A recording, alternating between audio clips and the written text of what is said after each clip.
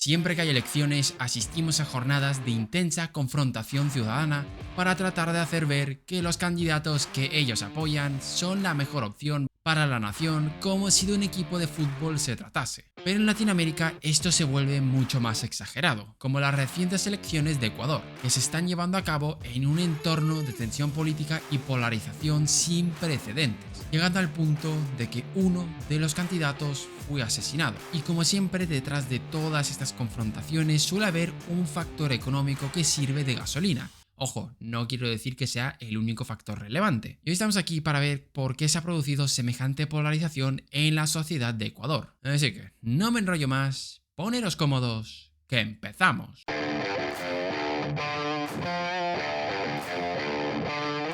La llegada de Lenín Moreno en el 17 a la presidencia de Ecuador marcó un cambio significativo en la dirección política y económica de la nación. Su objetivo era el de combatir los desequilibrios que habría dejado el gobierno anterior. Desde el 2015, el modelo económico ecuatoriano se encontró ante dos grandes baches. En primer lugar, la caída del precio de las materias primas derivada de la crisis de estas en el 2014, cosa que redujo el valor del crudo ecuatoriano desde los 100 a los $22 por barril. Y por otro lado tenemos la apreciación del dólar estadounidense. Recordemos que la economía ecuatoriana está dolarizada y al apreciarse el dólar frente al euro, las exportaciones ecuatorianas se hicieron más caras. En total, el golpe supuso una reducción de ingresos por exportaciones de un 7% del PIB. La economía no terminaría de recuperarse y entraría en un periodo de estancamiento. Y frente a esta situación, Lenín Moreno no tuvo otra opción que hacer un duro ajuste económico. A casi un año después de tomar posesión de su cargo, el presidente Lenín Moreno lanzó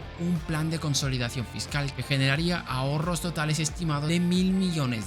El objetivo era reducir el déficit lo suficiente para contener la deuda del país, que ha aumentado considerablemente desde 2012. Superando el límite legal del 40% establecido. Y evidentemente las medidas de consolidación fiscal no es que sean algo populares. Entre algunas de las medidas tenemos recortes en el sector público, en el empleo público concretamente, y la eliminación de subvenciones a la gasolina premium. Las reformas provocaron un estallido social. El aumento en el precio de los combustibles desencadenó protestas callejeras y bloqueo de carreteras, revelando la agitación social causada por la difícil situación económica en Ecuador. Después tenemos el mejor amigo de Latinoamérica, el FMI. Y ya sabemos cómo funcionan los pactos con esta institución. Es equivalente a hacer un pacto con el diablo. Los empleados públicos fueron los que más sufrieron en este ajuste.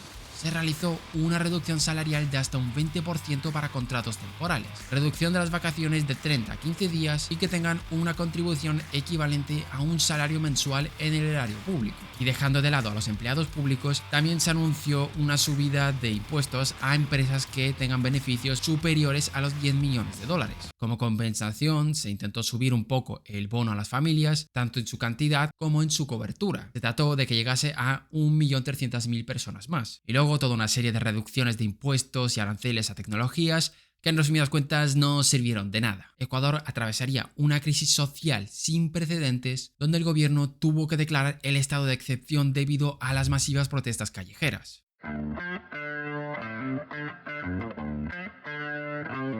Esta crisis política empezaría a pasar factura, con las carreteras bloqueadas en 17 de las 24 provincias y la escasez de productos hizo acto de presencia. Gasolina o productos básicos empezaron a escasear y los precios del transporte público se incrementaron. Incluso la producción de 3 pozos petroleros fue suspendida en esta semana como muestra de protesta frente a estas medidas que anunció el presidente. Todo esto duraría 2 semanas y dejaría una huella enorme no solo económica, donde se estimaron unos costes de $821 millones, sino también social. En el 2019 la economía ecuatoriana parecería recuperarse, con un modesto crecimiento de un 0,1% del PIB. Objetivamente es un crecimiento muy pobre. Pero teniendo en cuenta de la situación de la que se venía, sumando que las estimaciones oficiales daban un número muchísimo más bajo, pues oye, mejor que nada. Pero poco había que celebrar ya que entraríamos en el año 2020 y todos sabemos lo que ocurriría ahí. Haría la pandemia que provocaría una caída de la economía ecuatoriana de un 7% del PIB. Bueno, casi 8. Si a esto le sumamos todo lo que pasó en años previos, podemos imaginarnos que la popularidad del presidente no es que estuviese muy allá. Finalmente, en las elecciones de 2021, Lasso sería victorioso, encontrándose frente a un panorama desolador.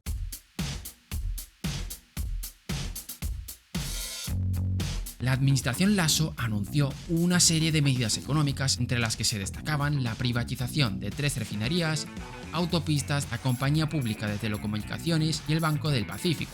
Además, introdujo exención de impuestos para inversores en el sector turístico por un periodo de 30 años. Todo ello con el fin de tratar de reactivar la economía que se estaba hundiendo. En septiembre de 2021 presentó la ley Creo. Básicamente trataba de suprimir una serie de impuestos y flexibilizar el mercado laboral, aunque no fue aprobada por la Asamblea y tuvo que quedarse con las ganas. Pero a pesar de esto, el PIB ecuatoriano volvería a repuntar tras la abrupta caída. No gracias a la gestión de Lasso, sino a la recuperación de la demanda de petróleo a nivel mundial. Y si la pandemia no fue suficiente, en 2022 la guerra en Ucrania golpearía duramente a la economía ecuatoriana, ya que esta exportaba bastantes bienes hacia Rusia, Ucrania y Bielorrusia. El conflicto también causó problemas logísticos para Ecuador, con dificultades en las exportaciones a Rusia debido a las sanciones económicas. Esto llevó a la búsqueda de rutas alternativas para exportar productos, pero el peor golpe vendría por parte de los costes, principalmente los agroquímicos. Los agroquímicos subieron de precio en un 40%, ya que Rusia y Ucrania eran los principales productores a nivel mundial de esto. Y Ecuador tuvo que buscar alternativas en el mercado, pero que evidentemente serían más caras. De aquí provocaría una subida de precios de los alimentos a nivel local, ya que los costes se estaban incrementando. Y de nuevo volverían a tener problemas con los precios de los combustibles. El precio de estos estaba incrementado de nuevo debido al conflicto. Para evitar otra crisis social, el gobierno anunciaría una subvención al diésel, pero no fue suficiente, ya que el estallido social sería inevitable.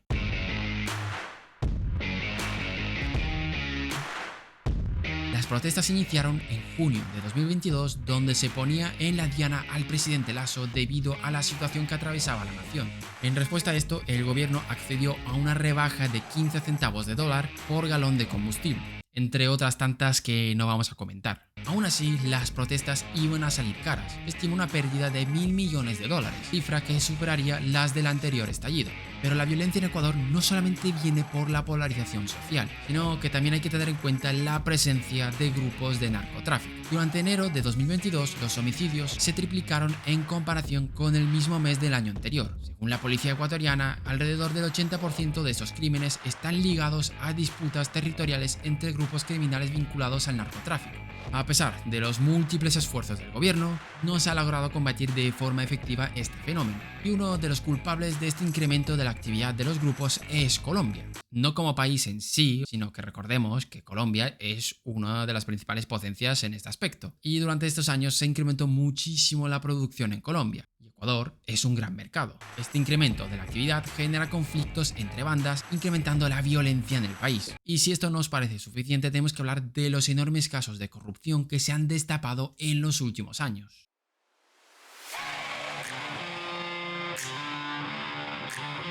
En 2021, una investigación periodística del Consenso Internacional Periodístico de Investigación puso al descubierto que 14 líderes mundiales en ejercicio ocultaron fortunas suman miles de millones de dólares con el fin de eludir pagos de impuestos. Entre las destacadas figuras políticas se encuentra Guillermo Lasso. El ex banquero llegó a establecer vínculos con un total de 14 sociedades offshore, la mayoría de ellas registradas en Panamá. Pero este no sería el único escándalo al que se enfrentaría Lasso. El 9 de enero de 2023, el medio digital La Posta desveló un reportaje que exponía un tejido de corrupción infiltrado en empresas estatales, dirigido por Danilo Carrera, quien tenía vínculo familiar con el presidente Lasso. Pero los problemas no terminarían ahí. La oposición había acusado a Lasso de peculado, malversación de fondos públicos, alegando que tenía conocimiento de los actos ilícitos de funcionarios que otorgaban de manera fraudulenta varios contratos de transporte de petróleo. Frente a esto, al presidente no le quedó otra que renunciar. 4 candidatos han logrado una ventaja considerable en las encuestas: Luisa González, Otto Sonnenhonser, Yacu Pérez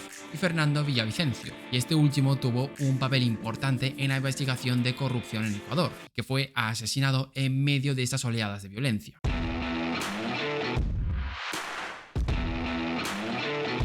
Una mezcla de malos resultados económicos, la influencia de grupos de crímenes y la corrupción política han dinamitado la sociedad de Ecuador en este 2023, manchando unas elecciones que probablemente dejen una huella en la historia. Hasta aquí este análisis de la situación ecuatoriana. Dejadnos en los comentarios qué os ha parecido. Gracias por vernos un día más y nos vemos en el próximo vídeo.